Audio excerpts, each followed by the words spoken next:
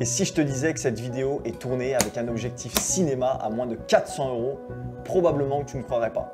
Et pourtant, j'ai bien trouvé la perle rare. Un objectif qui va t'offrir une grande ouverture avec une qualité proche de quelque chose d'hollywoodien. Bref, un truc vraiment incroyable qui va pouvoir te démarquer des autres, le tout avec un prix complètement dérisoire. Salut tout le monde, j'espère que vous allez bien.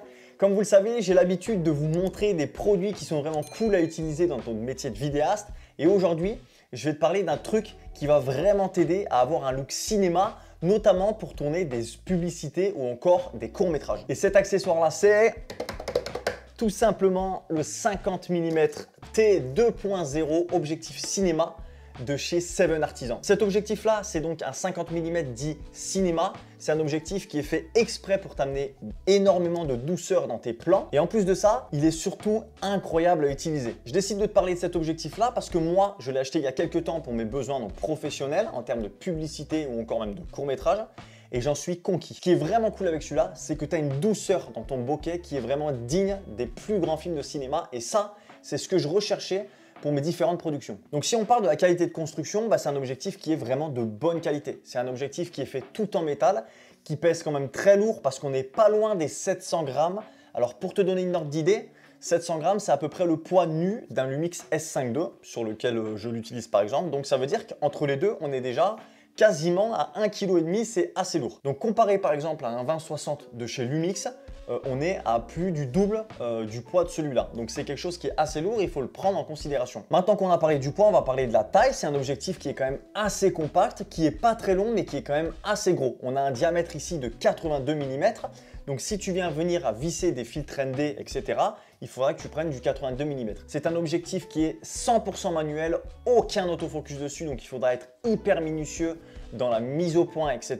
On a dessus deux bagues, une qui va pouvoir permettre de contrôler l'ouverture et une qui va pouvoir permettre de contrôler tout simplement la mise au point. Ces deux bagues de réglage là sont vraiment de très bonne qualité. Elles sont vraiment hyper agréables à utiliser, notamment la bague de mise au point qui est vraiment, et je tiens à le préciser, qui est vraiment très précise. Ça veut dire que comparé à un objectif classique, pour faire ta mise au point, on aura vraiment une, je cherche mon mot, une amplitude beaucoup plus importante, ce qui fait qu'on pourrait être beaucoup plus précis dans la mise au point, notamment quand on va utiliser des grandes ouvertures comme T.2. Attention tout de même, les bagues sont extrêmement bien faites, elles sont très agréables à utiliser. Par contre, il est très facile de poser le doigt sans faire exprès et de venir modifier un peu les réglages. Je trouve qu'elles sont peut-être un peu trop simples à tourner. Bref, ça n'engage que moi, c'est mon propre avis. Donc ici, on est sur une focale de 50 mm, donc je pense que c'est vraiment bien pour tout ce qui va être portrait ou encore de manière générale. Ça va pouvoir te permettre d'avoir un petit peu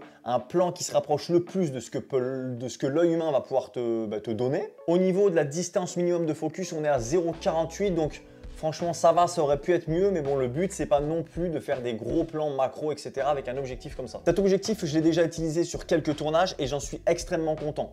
De par sa qualité de fabrication, qui pour moi est très importante, et de par surtout l'ergonomie et la façon dont on peut l'utiliser. Clairement, un objectif comme ça, tu prends goût à l'utiliser et tu prends vraiment ton pied, malgré qu'il n'y ait pas d'autofocus, parce que c'est un objectif cinéma, tu prends vraiment ton pied à l'utiliser et à faire tes réglages manuels. Donc cet objectif-là va te coûter le prix d'environ 390 €. Donc honnêtement, je pense que pour moins, je ne suis pas sûr que tu trouves un objectif cinéma avec une telle qualité, et que ce soit de fabrication ou qualité d'image.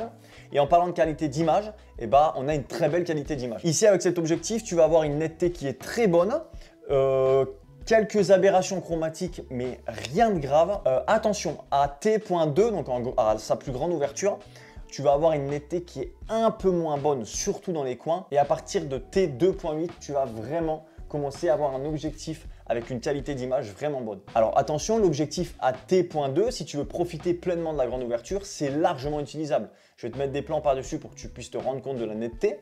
Je t'invite vraiment à mettre cette vidéo en haute qualité pour que tu puisses te rendre compte, mais c'est très largement utilisable. C'est juste que plus tu vas fermer ton ouverture, forcément, meilleure tu auras la qualité de ton objectif. Bref, voilà, je tenais vraiment à faire cette vidéo parce que pour moi, c'est un truc qui vaut vraiment le coup, surtout au prix où il coûte. Il est livré dans une boîte vraiment sympa. On a même, donc pour vous dire un petit peu la qualité de ce que Seven Artisans a fait, on a même un capuchon en métal. Moi, je trouve ça vraiment cool, donc encore, c'est de la qualité. On a une boîte vraiment sympa. Bon, bah, y en a pour qui ça compte pas, mais moi j'aime bien les packaging.